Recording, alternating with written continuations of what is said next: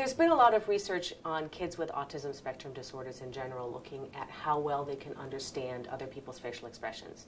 You know, for us, it's very intuitive. If somebody smiles at you, you know they're in a good mood. If somebody's looking kind of disgruntled, you can recognize that. People with autism have a hard time with that. They can't read facial expressions as well. They can't read tone of voice as well. So they're lacking that ability a little bit. There's been a lot less work, though, on how well these kids or adults with autism spectrum disorders produce facial expressions. So this grant is a 2-year grant. Again, this is meant to be exploratory, novel, groundbreaking kinds of research. So this is an R21 where I'm going to be using motion capture, which basically means taking these tiny little reflective dots and sticking them on the faces of people and recording where those dots move, which reflects where the facial expression, the facial features go during a facial expression. 32 markers on her face. And you want them to be symmetrically distributed across both sides of the face.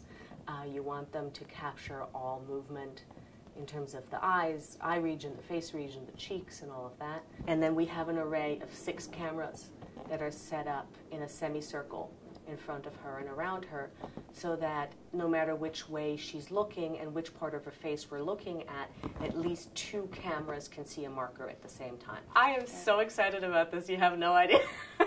I think this is really, really cool. I think it's exciting work. I think it's, first of all, you know, it's a new technology being used for this purpose, and that's always just exciting. But I really do think it has a lot of potential for capturing a lot of information that we just don't have. It's very, very important. And for these high-functioning kids with autism, it's a lot of what their day is about.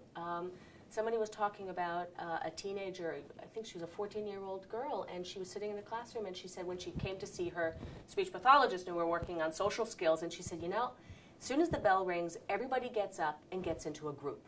How do they do that?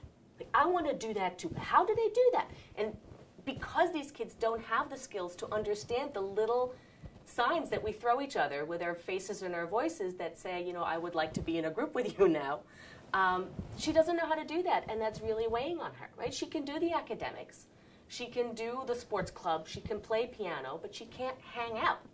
And that's really where a lot of these kids are suffering, because they're high functioning enough that they want to have friends, they want to be involved, they want to be included, and it's just not happening for them. And that's tough for a teenager, for any kid.